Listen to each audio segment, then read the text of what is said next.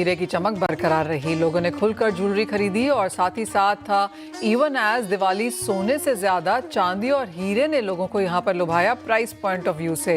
लेकिन अब शादियों का सीजन शुरू होने वाला है, यानी कि प्रेशियस मेटल्स और हीरे की चमक एक बार फिर से बढ़ने की उम्मीद है।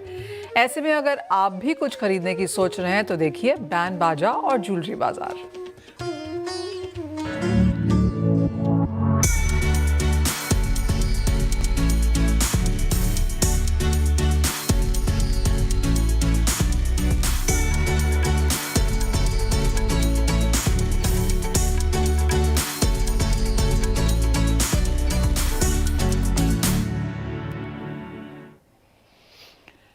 दिवाली का सीजन बस खत्म ही हुआ है, लेकिन शादियों का सीजन अब सामने खड़ा है और काफ़ी सारी शादियां हैं अगले 6 महीने में। ऐसे में जब सोने चांदी के प्राइसेस अपने ऑल टाइम हाई से नीचे आए हैं, लेकिन साल दर साल अभी भी काफ़ी ऊपर हैं।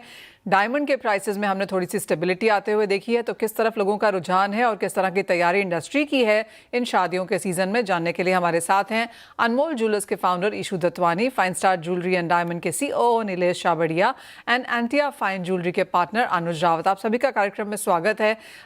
ईशू, अगर हम सोने चांदी से पहले यहाँ पर शुरुआत करें तो अच्छी खासी तेजी प्राइसेस में रही है, लेकिन धनतेरस दिवाली के वीक में हमें ये बात तो समझ में आई है कि इन हायर प्राइसेस के बावजूद भी खरीदारी अच्छी खासी है।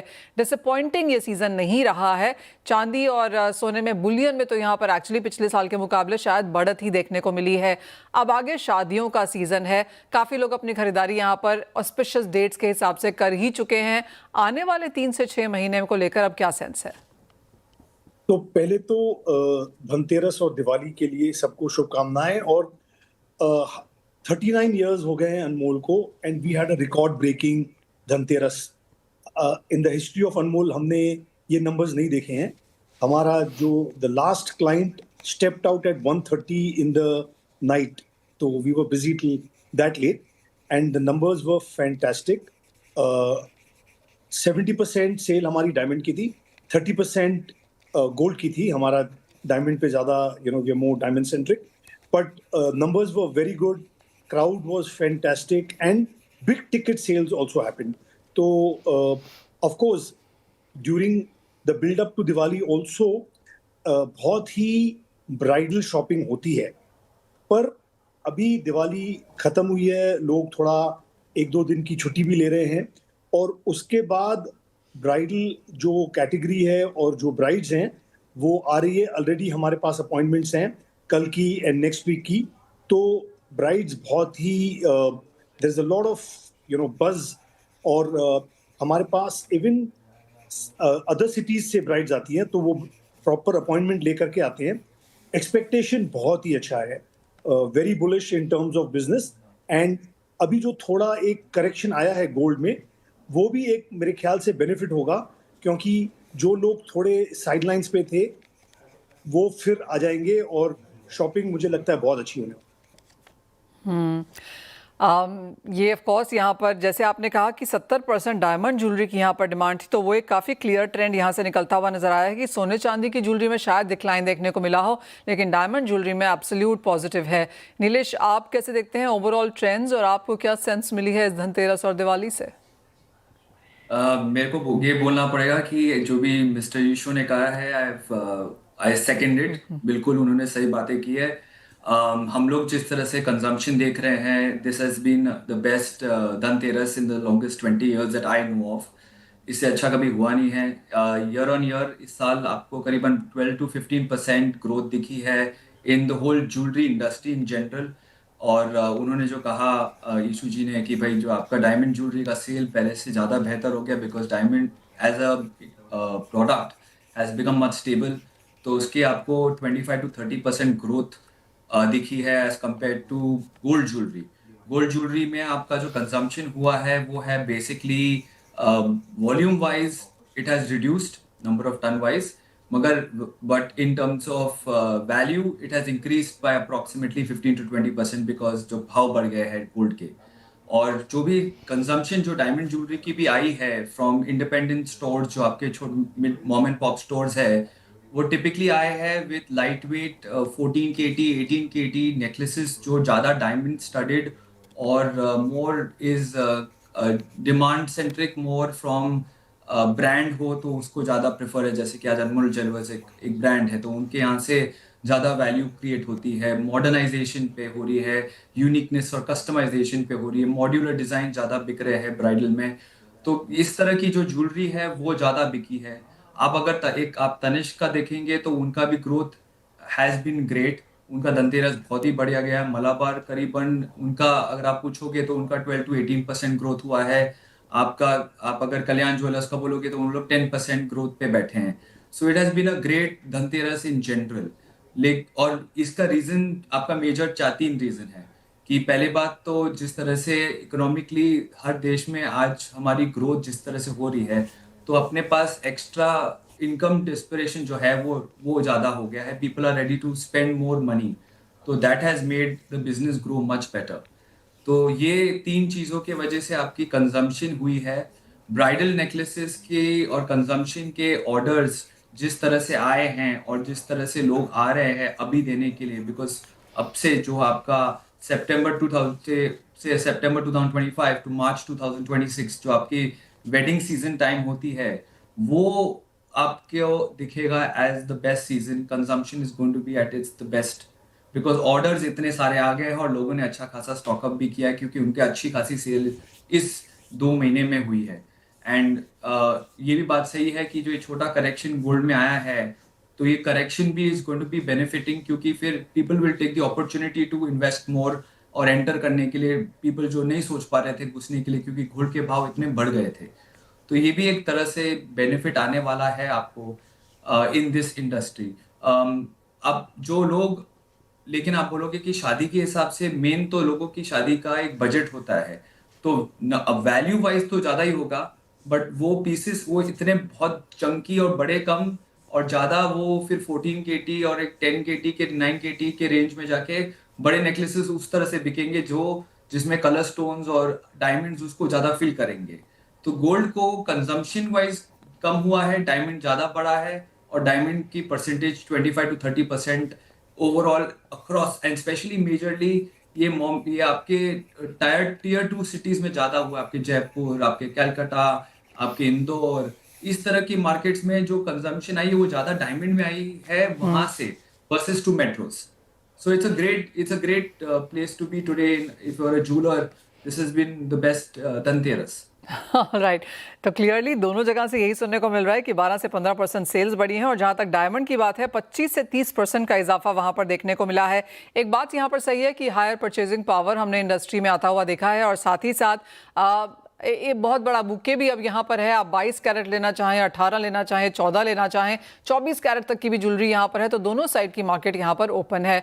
अनुज, आपसे भी पहले तो यही सेंस लेना चाहेंगे किस तरह का फीडबैक आप यहाँ पर मार्केट्स में आता हुआ देखते हैं और आपको क्या लगता है कि आने वाले समय में किस तरह की खरीदारी के लिए अब तैयारी है इंडस्ट्री की? बार का जो स्टार प्रोडक्ट रहा है वो रहा है डायमंड। ओके और गोल्ड और सिल्वर में तो जो ये 15 से 20-25% की ग्रोथ आई है वो बेसिकली जो ईयर ओल्ड मार्केट फिनोमेना है जिसको हम पैनिक बाइंग बोलते हैं, तो वही हुआ है। लोगों ने ये सोच लिया था कि चांदी 2 लाख पार हो रही है और सोना 1.5 लाख पार होगा, तो जिसको भी जो भी आने वाले वेडिंग सीजन के लिए बाइंग करना था उसने कहा कि ये भाई अच्छा मौका है, इससे पहले भाव हमारी पहुंच से बाहर हो, बुकिंग कर लो, एडवांस दे दो, ऑर्डर दे दो, भाव काट लो। तो धनतेरस जो है वो इस बार जूलर्स की हमारी सबकी अच्छी गई है। और जैसे अब बात करते हैं भाव की, तो गोल्ड में $4,000 के आसपास ऐसा लगता है कि शायद गोल्ड ने सपोर्ट बना लिया है। और सिल्वर में $51 का मैंने पहले भी प्रेडिक्शन दिया हुआ था, तो $53 की हाई लगा के चांदी वापस आई है। अब यहाँ से अगर सपोर्ट देखते हैं और नीचे देखते हैं तो आई थिंक पहला पड़ाव $43 होगा, उसके बाद दूसरा पड़ाव $40 चांदी में जा सकता है। वैसे जो ओपन इंटरेस्ट इस समय पे मार्केट में दिख रहे हैं और जिस तरह से मंथ की क्लोजिंग आ रही है, ये हो सकता है एक बार फिर से बुल रन मारे गोल्ड भी और सिल्वर भी। जो सिल्वर वो है इस समय पे गोल्ड के साथ कैचअप ट्रेड में या जॉइंट ट्रेड में ही काम कर रहा है। वैसे तो सिल्वर को इंटरनेशनली इन्वेस्टमेंट कमोडिटी की तरह नहीं देखा जाता, इंडस्ट्रियल कमोडिटी की तरह ज़्यादा देखा जाता है, लेकिन जो क्योंकि गोल्ड बढ़ रहा था इसीलिए चांदी भी बढ़ती चली गई। अब लेट्स सी आगे मार्केट कैसे अनफोल्ड होता है। और जो लोग बहुत ही लॉन्ग टर्म बाइंग के हिसाब से दिमाग लगाते हैं, आई थिंक $4,000 एक ठीक ठाक एंट्री पॉइंट फिर से बनता है। ऑलराइट, तो क्लियरली डिमांड यहाँ पर बेहतरीन है और जैसे अनुज ने भी यहाँ पर अलूड किया कि आप the star of this whole sales was यहाँ पर डायमंड, लेकिन सोने और चांदी में कुछ मुनाफा वसूली, सोना स्पेशली करंट लेवल्स के आसपास यहाँ पर सपोर्ट ले सकता है। इंटरेस्टिंग चीज़ इशू हमने यहाँ पर एक और भी आते हुए देखी है कि जिस तरह से इंडस्ट्री इवन एज सोने चांदी के prices near all time highs हैं और जैसे आप सभी ने कहा कि ये Dhanteras perhaps was the best in many years, आगे जाते हुए जिस तरह से हमने एक्सपेंशन आते हुए देखे हैं, कंपनीज के ब्रांड्स के ज़्यादा स्टोर्स खुलने लगे हैं। एक वर्ल्ड गोल्ड काउंसिल की रिपोर्ट थी कि एक महीने में 60-70 स्टोर्स हमने खुलते हुए नजर आए हैं, but that is during Diwali, Dhanteras शायद वो होता है हर साल में यहाँ पर। किस तरह से आप ओवरऑल इंडस्ट्री को अब आगे जाकर प्रोग्रेस करता हुआ देखते हैं, गिवन द फैक्ट कि हम इंटरनेशनल प्लेयर्स इंडिया में आता हुआ देख रहे हैं, कॉरपोरेट्स की तरफ से यहाँ पर एंट्री होती हुई नजर आ रही है? Definitely, we are getting more organized. So, stores like us who are also family jewelers, we will have to tighten our belts and make sure जो हमारे systems हैं, जो हमारे SOPs हैं, वो बहुत ही competitive और fair हैं compared to the corporates.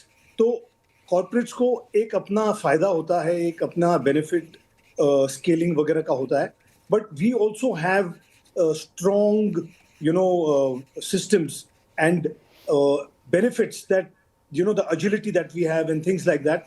So we have to work on that, and basically it's a good sign that organization is always good for the industry. So the unorganized sector is slowly getting organized. बहुत ही अच्छी बात है और इसमें सबको chance है, अगर आप अपने आप को ऑर्गेनाइज करोगे, आप स्केल कर सकते हो, तो it's good times are coming in, and I feel हम कभी भी कंपटीशन से डरे नहीं है, because we know what we bring to the table. तो I think good times for everybody, but of course एक ये भी बात है कि इतने सारे जब दुकान खोलेंगे तो how much will they be able to sustain, मतलब कभी ऐसा भी हो सकता है कि नंबर्स इवन आउट हो जाएं, मतलब एक दुकान फॉर एग्जांपल एक पर्टिकुलर ब्रांड का एक्स करता था, अभी वो आजू बाजू में अगर और दुकान खोलते हैं तो उसका वहां पर नंबर गिर के दूसरी जगह थोड़ा बढ़ जाएगा. So they have to still evaluate के ultimately you're increasing your expense, your rents and everything, but what are you adding to the bottom line? तो वो बहुत जरूरी है. और I think also very important to work on your branding, even for mom and pop stores or single stores, branding बहुत जरूरी हो गई है. तो I feel if one works on the brand, works on your value systems, works on your you work on your SOPs, there is nothing to worry, and the more the merrier, and which is also actually very good for the consumer, because जितने ज़्यादा लोग होंगे, competition होगी, fairness आएगी, and the consumer will ultimately be the person to benefit. अनुज, आप कैसे देखते हैं? और जैसे इशू हमें कह रहे हैं कि marketing, branding, customer service, design, ये कुछ चीजें हैं जो काफी अहम रहेंगी आगे जाते हुए. देखिए, ज्वेलरी इंडस्ट्री का कॉर्पोरेटाइजेशन इन एविडेंट है, वो होगा ही होगा. इट इज इनएविटेबल, हम उसको नहीं रोक सकते. और आपको याद है आज से 20 साल पहले हर शहर में कपड़ों के मॉम एंड पॉप स्टोर्स होते थे, छोटे टेलर्स होते थे और मास्टर्स होते थे. आज वो सब धीरे धीरे सब साफ हो गए हैं. तो बस यही कॉर्पोरेटाइजेशन ज्वेलरी इंडस्ट्री में भी हो रहा है और इनएविटेबल है, ये होके रहेगा, कोई रोक नहीं सकता. नीलेश, जहाँ तक टेक्नोलॉजी की बात है, डिजाइनिंग की बात है, ये एक और चीज़ है जहाँ पर बहुत लोग अब प्राइड लेने लगे हैं. ये एक और चीज़ है जो आपको लगता है इज, जैसे just using Anuj's word, inevitable है? नहीं, बिल्कुल इनएविटेबल है, बिकॉज आप समय से आपको आगे चलना पड़ेगा. आप बोलोगे technology is very basically essential, because जिस तरह से आज आप जो सेल देख रहे हो, आज कैरेट लेन में सेल देख लो, आप ब्लू स्टोन में देख लो, आप अभी अगर इंटरनेशनली देखोगे तो एक वहाँ पर आता है, ये आपके पास आता है ब्लू नाइल, आता है R2net, आता है रेयर कैरेट, आते हैं, इनके भी सेल बढ़ रहे हैं. तो लोकली अगर आप एज अ कंपनी, आपको you have to as a retail brand, not only the branding which is yes very important, you have to be in the eye of the consumer.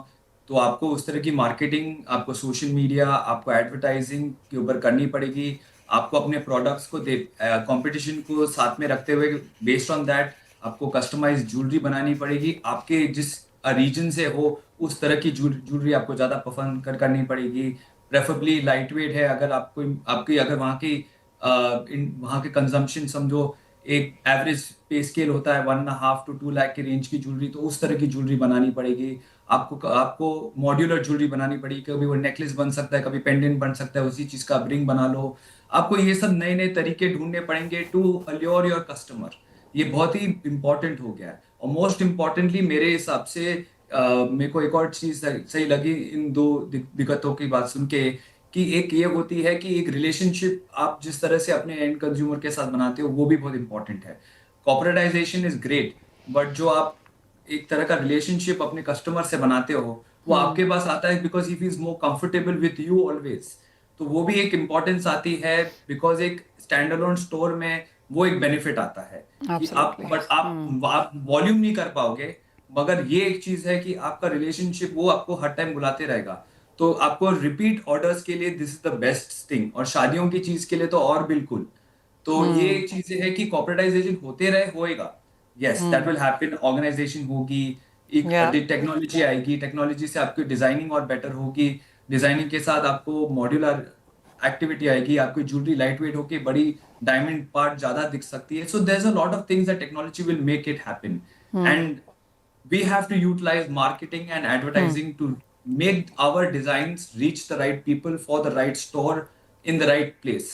Absolutely. और वो जो signature pieces निकल के आते हैं जो stand alone stores कर पाते हैं, वो शायद कॉर्पोरेटाइजेशन में शायद नहीं होता हुआ नजर आएगा। लेकिन इसी के साथ शादियों का सीजन यहाँ पर जोर शोर से है और आगे जाकर खरीदारी और भी बढ़ने ही वाली है। इस बीच इशू क्या है लेटेस्ट इस बार शादियों के लिए? क्या कुछ लोग खरीद रहे हैं, क्या ट्रेंड्स हैं, क्या नया आप लॉन्च कर रहे हैं? आप म्यूट पर हैं। Sorry. तो हम at Anmol we have always been known for our designs. Designs are in our DNA. तो expectation client की भी यही होती है कि हमें यहाँ पर बहुत ही unusual और interesting designs मिलेंगे। तो हम बहुत मेहनत करते हैं इसके ऊपर, and we have a very strong design aesthetic जो we will never lose sight of, और इसमें बहुत ही बड़ा important part है workmanship का।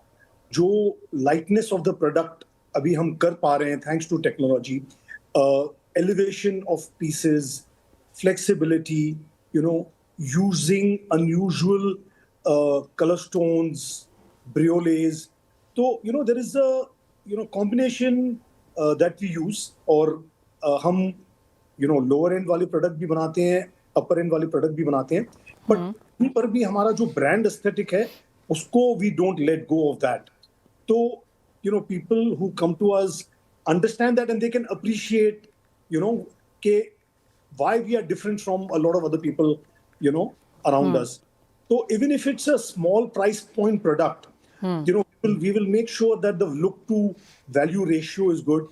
Also, we ensure के जो हमारी design है वो कभी भी dated नहीं हो, ऐसे नहीं इतनी trendy है कि आपको 6 महीने तक अच्छी लगे और उसके बाद you get tired of it. We always ensure ke, there is a timelessness to the pieces, and even after 15-20 years, you are able to enjoy it and, literally let it be like an heirloom piece. As far as design, we work on collections, और हम emerald collection, आजकल gemstones बहुत हमारे साथ चल रहे हैं. All right. Especially in the yes, sorry. Okay. समय कम है इसीलिए थोड़ा सा यहाँ पर पुश करने की कोशिश है। जेमस्टोन्स यानी कि इस बार बहुत बेहतरीन कर रहे हैं। डिजाइन्स क्लियरली हीरो है यहाँ पर ज्वेलरी का। नीलेश, 30-40 सेकेंड्स है हमारे पास, लेकिन आपसे भी जानना चाहेंगे इस शादियों के सीजन में आपके पास स्पेशल क्या है? मोस्टली जैसे ये बात है कि फ्यूजन सेट्स जैसे वापस वो एक बोला, मैं अभी लग रहा है इशू की यहाँ बातें अग्री कर रहा हूँ। फ्यूजन सेट्स हो गए, लाइट वेट ज्वेलरी हो गई, अभी मॉड्यूलर ज्वेलरी हो गई, ये सारी ट्रेंडिंग। और as is workmanship, designs, uniqueness, customisation, ये चीजें करके ही आपको नया चीज पसंद आएगा हर टाइम नया ज्वेलरी खरीदने के लिए। नहीं तो आप बोलोगे मैंने तो ये चीज एक साल इस तरह की पहले ही खरीद ली है, तो मेरे को वापस दुकान में आके वापस क्या खरीदना है, वो कोई नया नहीं होगा, कोई यूनिक नहीं होगा, तो मैं आऊंगा ही नहीं आपके पास। तो आपको नया और ट्रेंड को पिकअप करते हुए आना पड़ेगा और मेहनत करनी पड़ेगी, उसी को चीज को आपको बेहतर करना पड़ेगा। मगर क्लासिक टेस्ट जो होती है, जो चीज जो 20 साल चलती है, वो तो चीज आपको करनी, वो भी एक तरह से वो भी फॉलो करना पड़ेगा। तो both ways you have to have different SKUs of fusion, new trends and classic. ये आपके तीनों चीज आपकी दुकान में होंगे तो आपको हर तरह का कस्टमर को आप सर्विस कर पाएंगे। Very well said. Of course एक दो बार पहनने के लिए तो हम ज्वेलरी नहीं खरीदते हैं, सालों साल चल सके और ऐसी हो जो हमें लंबे समय तक रह सके, एक न्यूनेस हो, जेमस्टोन्स, मॉड्यूलर डिज़ाइंस, फ्यूजन, काफ़ी सारे बज़वर्ड्स हैं यहाँ पर जो शायद इस ज्वेलरी में आपको इस बार खरीदने में देखने को मिलेंगे। बहुत शुक्रिया ईशू आपका, नीलेश आपका एंड अनुज आपका भी साथ जोड़ने के लिए और हमारे साथ हमारे दर्शकों को ये बताने के लिए कि इस बार ज्वेलरी सीजन में क्या कुछ देखने को मिल सकता है और क्या है लेटेस्ट ट्रेंड्स। वेल इसी के साथ फिलहाल इस कार्यक्रम में इतना ही समय है, मुझे दीजिए इजाज़त। आप बने रहिए CNBC आवाज़ पर।